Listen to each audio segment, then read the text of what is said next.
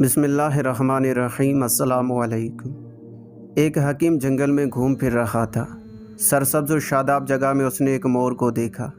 مور اپنی خوبصورت پروں کو اکھیڑ رہا تھا۔ حکیم کو یہ ماجرا دیکھ کر بڑی حیرت ہوئی۔ وہ مور کے قریب گیا اور کہنے لگا، اے دوست، کیا تیرے حواس جاتے رہے کہ اتنے حسین اور خوبصورت پروں کو اس بے دردی سے اکھیڑ رہا ہے؟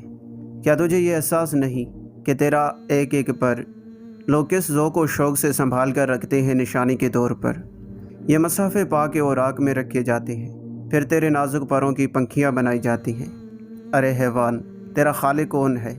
کس نے تیرے بدن پر یہ بے شمار نقش و نگار بنا ہے؟ کیا تو اس مصور کو بھول گیا ہے جس نے اپنی مصوری کے لیے تجھے منتخب کیا ہے؟ معلوم ہوتا ہے تو غرور میں آ کر اپنی کوئی نئی وضع و قطع بنانے کے در پہ ہے۔ مور نے دانشور کے جب یہ کلمات سنے تو بے چین سا ہو کر رونے لگا۔ اس کے رونے میں ایسا درد اور ایسا اثر تھا کہ وہ حکیم جس نے مور سے پر اکھیڑنے کا سبب پوچھا تھا، نادم اور پریشان ہو کر دل میں کہنے لگا، میں نے ناحق اس مور کو چھیڑا، پتہ نہیں یہ کس پریشانی میں گھرا ہوا تھا۔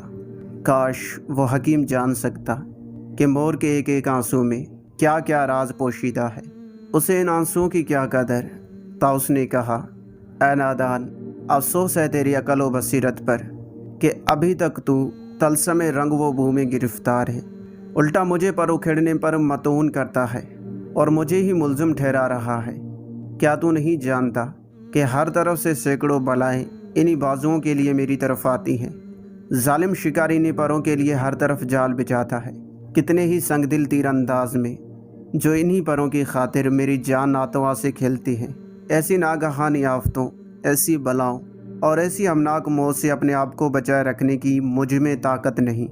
اس لیے یہی راستہ نظر آیا کہ ان بلائے جان پروں کو اکھیڑ دوں اور اپنی صورت کو مکر وہ بنا لوں تاکہ پہاڑوں اور میدانوں میں بے فکر ہو جاؤں۔ میرے نزدیک جان کی حفاظت بال و پر کی حفاظت سے زیادہ ضروری اور اہم ہے۔ جان تو محفوظ رہے، جسم کی ابتری کا جان کے مقابلے میں کیا غم۔ درس حیات، اپنے آپ کو بے نام و نشان اور عاجز مسکین بنا کر رکھو تاکہ شہرت سے یہ حالت تم کو دور رکھے، کیونکہ شہرت سے گوشہ عافیت چھن جاتا ہے اور شہرت بہت سی بلائیں اپنے ساتھ لاتی ہے۔